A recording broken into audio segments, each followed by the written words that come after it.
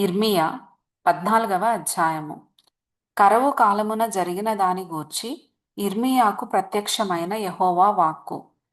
యూదా దుఃఖించుచున్నది, దాని గుమ్మములు అంగలార్చుచున్నవి.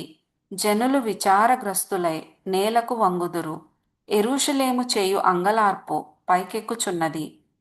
వారిలో ప్రధానులు బీదవారిని నీళ్లకు పంపుచున్నారు. వారు చెరువుల యొద్దకు రాగా నీళ్లు దొరుకుటలేదు.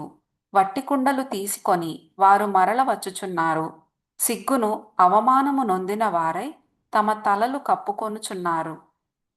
దేశములో వర్షము కురవకపోయినందున నేల చీలియున్నది గనుక సేద్యము చేయువారు సిగ్గుపడి తలలు కప్పుకొనుచున్నారు. లేళ్లు పొలములో ఈని గడ్డి లేనందున పిల్లలను విడిచిపెట్టుచున్నవి. అడవి గాడిదలును చెట్లు లేని మెట్టల మీద నిలువబడి నక్కల వలె గాలి పీల్చుచున్నవి. మేత ఏమీయూ లేనందున వాటి కన్నులు క్షీణించుచున్నవి. యెహోవా, మా తిరుగుబాటులు అనేకములు. నీకు విరోధముగా మేము పాపము చేసితిమి. మా దోషములు మా మీద దోషారోపణ చేయుచున్నవి. నీ నామమును బట్టి నీవే కార్యము జరిగించుము. ఇశ్రాయేలునకు ఆశ్రయుడా, కష్టకాలమున వారికి రక్షకుడా, మా దేశములో నీవేల పరదేశి వలెనున్నావు. ఏల రాత్రివేళను బసచేయుటకు గుడారము వేయు ప్రయాణస్థుని వలె ఉన్నావు. భ్రమసియున్న వాని వలెను, రక్షింపలేని సూర్యుని వలెను నీవేల ఉన్నావు. యెహోవా, నీవు మా మధ్యనున్నావే. మేము నీ పేరు పెట్టబడిన వారము. మమ్మును చెయ్యి విడువకుము. యెహోవా ఈ జనులతో ఈ మాట సెలవిచ్చుచున్నాడు. ఈ జనులు తమ కాళ్లకు అడ్డము లేకుండా తిరుగులాడుటకు ఇచ్చగలవారు గనుక యెహోవా వారిని అంగీకరింపడు.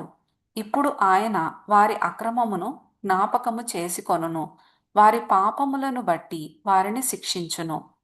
మరియు యెహోవా నాతో ఇట్లనెను, వారికి మేలు కలుగునట్లు ఈ ప్రజల నిమిత్తము ప్రార్థన చెయ్యకుము.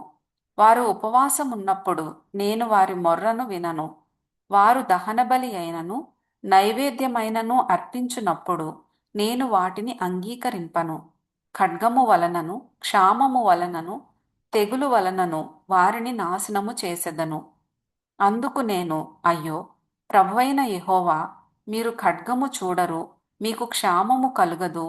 ఈ చోటను నేను స్థిరమైన సమాధానము మీకిచ్చెదనని ప్రవక్తలు వారితో చెప్పుచున్నారని నేననగా,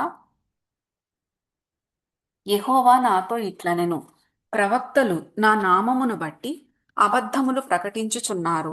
నేను వారిని పంపలేదు, వారికి ఆజ్ఞ ఇయ్యలేదు, వారితో మాటలాడలేదు. వారు అసత్య దర్శనమును శకునమును మాయా తంత్రమును తమ హృదయమున పుట్టిన వంచనను ప్రకటన చేయుచున్నారు. కావున నేను వారిని పంపకపోయినను నా నామమును బట్టి ఖడ్గమైనను క్షామమైనను ఈ దేశములోనికి రాదని చెప్పుచు అబద్ధ ప్రవచనములు ప్రకటించు ప్రవక్తలను గూర్చి యెహోవా ఈలాగు సెలవిచ్చుచున్నాడు. ఆ ప్రవక్తలు ఖడ్గము వలనను క్షామము వలనను లయమగుదురు. వారెవరితో అట్టి ప్రవచనములు చెప్పుదురో ఆ జనులు క్షామమునకును ఖడ్గమునకును పాలై యెరూషలేము వీధులలో పడవేయబడెదరు.